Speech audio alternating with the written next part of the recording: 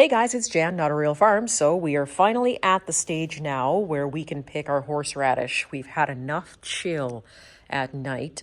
And horseradish is much like garlic. You replant it in the fall when you dig it up if you want to move it around. And so we always ship our horseradish out in the fall because in the fall, that's when the horseradish is at its hottest. So you wait until the nights get a little bit cooler and maybe even after frost. The first frost is really when you dig up horseradish. So I know a lot of you that ordered the horseradish wanted us to ship right away, and that was sort of midsummer, but we couldn't do that. We always ship it out in the fall. So we started digging a few little pieces of horseradish, but I wanted to show you what the horseradish looks like now that I'm digging it out in sections. So I've had the ability to stick the shovel underneath the horseradish and pull it up. So I know this looks like one whole patch, but it's actually several different pieces of horseradish, and it's all they've done is just send out their leaves all together. So this is actually heavy. So when we lift the horseradish, first of all, if you don't get under that entire root down there, you're going to have horseradish again next year if you're looking to get rid of it. Very hard to do. So plant at your own risk because it is invasive. Even in a raised bed, as you've seen my trials and craziness with it of trying to get rid of it, and it's growing outside the bed. So here is what this looks like. I've only lifted it up a little bit. Take a look how long this root is. Now I'm going to try and pull this up, but I know what's going to happen is there's this little piece that's underneath here, and you can see it.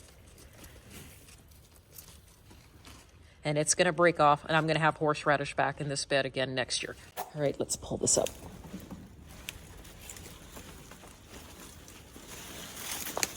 All right, take a look at that root. So one root will, if you're looking to make horseradish sauce, a root this size will make maybe 2 to 3 bottles of sauce if you're looking at keeping it in the fridge. Just remember that when you're grating it, it's super hot. The fumes actually make your eyes water if you're making sauce. So now you can see just how long one of the roots can get. I know that I have longer roots in here, but because this breaks off at the end, when you pull up the root, see where that snapped off? You will definitely have horseradish again next year in the same place that you've planted. So I like horseradish for that reason because I never have to really replant it. But if you're looking at getting rid of it, it's going to be a challenge. So you can see here it's got starting to do new roots, and what it'll do is it'll start to split off and grow in different sections of the garden. So basically all you do is you take your leaves off if you're not using them in a recipe, clean this up, you grate it down in a grater, or you can use your food processor. That way you might avoid a little bit of the burn and the crying like onions. And this is how you make your sauce. So when we send out the roots, we send out a root about this big, and each one of you that ordered, you're going to get 2 roots of this size. This is more than enough root, and you don't actually have to put it in a raised bed. If you want to put it in a pot over the winter, that's how I originally started mine.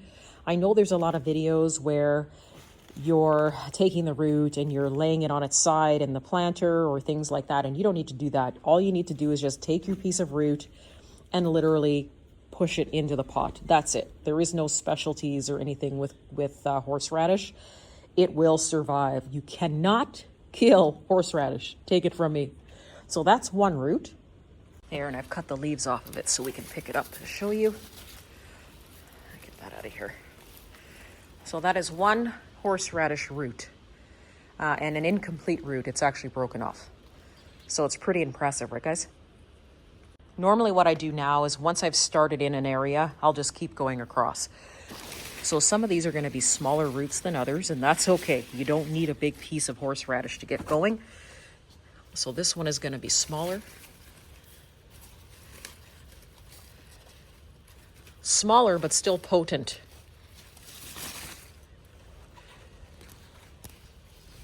Look at this.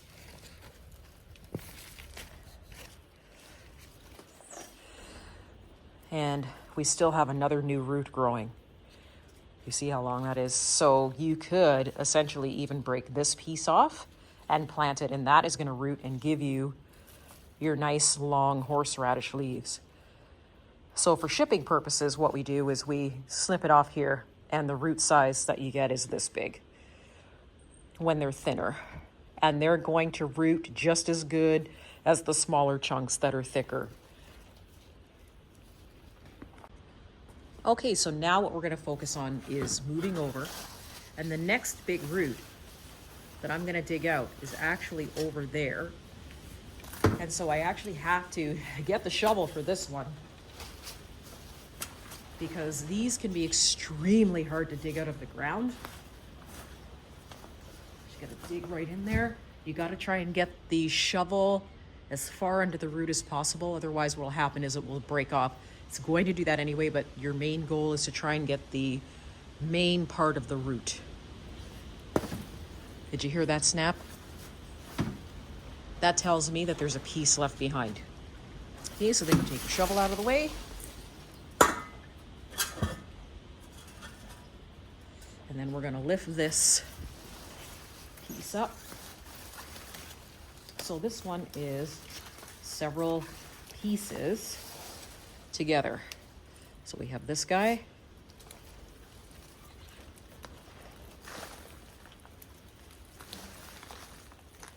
And then we have this one, which essentially started out as two different plants that I think have melded into one. So you can see just how thick these are. Here's the nice leaves. And they're already sending out roots already. So we're gonna snip this off. Make sure that if you are snipping off these little roots when you plant them and pull them out, that you don't just toss them in some other place in your garden. Otherwise, these are gonna root and you're gonna have horseradish where you don't want horseradish. But those are really nice pieces of horseradish.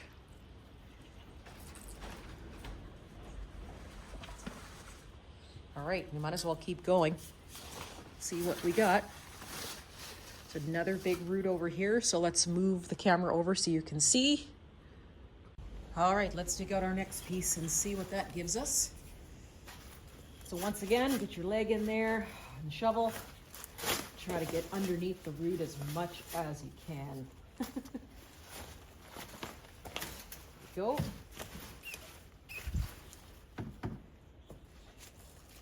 And then all you need to do is basically just flip it up if it's ready to come out. There we go.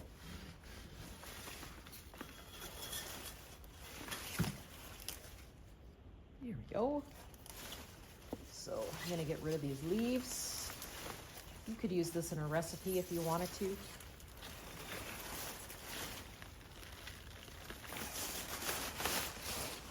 me just pull this out. All right. So the shovel shaved off a little piece. That's okay. And then we get this size of a root. And so this is going to be super hot. It's really, really woody. And you want it to be like that on the outside when you're picking the horseradish. Once you start processing this and grating it, it is going to make your nostrils drip, let me tell you. So I just wanted to show you guys that we are in the horseradish patch today. All the orders for the horseradish are going out. And if you're looking to grow your own successful horseradish, it's really easy. This is borderline neglect. Horseradish doesn't need anything from you except to be picked. You can replant it in different areas, but once again, be careful because it can be invasive and take over your garden. Thanks for joining me today, guys. See you soon.